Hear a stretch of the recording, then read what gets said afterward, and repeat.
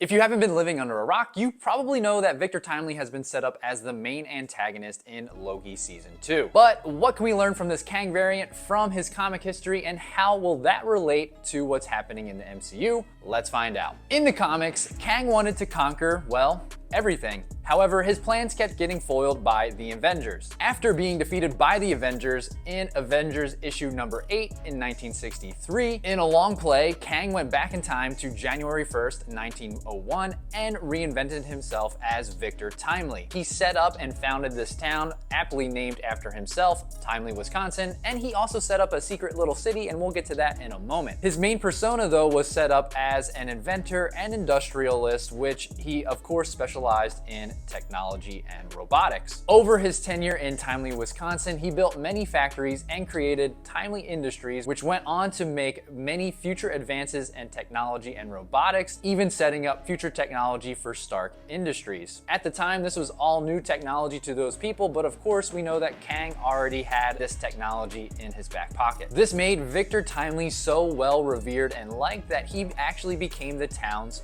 first mayor. Since this was a long play, Kang does not age appropriately with time, and he does not want to give away his secret of being from the future. What he did was he made himself appear to age over time, and of course made himself a son, Victor Timely Jr., and even a grandson, Victor Timely III, all of which were still the original Kang himself, who was playing Victor Timely, just of course under a different guise. In fact, as the persona of his son, Victor Timely Jr., he hired Phineas Horton to work at Timely Industries, who we know was later the creator of Jim Hammond, aka the Human Torch. Remember that secret city that I mentioned at the beginning of the video? Well, I think it has the biggest connection to what's going to happen in the overall MCU. So at the same time of creating Timely, Wisconsin, he also created Chronopolis, which is known as Kang's home base, essentially, in the same location as Timely, Wisconsin. However, Chronopolis was out of sync with the same time stream as Timely, Wisconsin, therefore effectively rendering it undetectable by anyone else. But how is this important? Well, in Chronopolis, Kang can go back there and just be Kang, and he also used it as a base to bring in warriors from different eras so that he could easily transfer them to Timely, Wisconsin and help fight against the Avengers and anyone else that he ended up going up against. So how does this all relate to Loki Season 2? Well, what we know so far is that this version of Victor Timely is a version of Nathaniel Richards who does not appear to be Kang the Conqueror. This version may just be traveling back in time and showcasing his time-traveling studies and experiments. There hasn't been anything necessarily that suggests that he founds Timely, Wisconsin and or becomes the mayor of that town. However, from trailers, it's all set back in that era, so it is very possible. Despite the fact that Loki feels that Victor Timely is very dangerous, in more recent trailers, we see Victor Timely possibly helping them with their issues of time travel within the TVA, and he may be using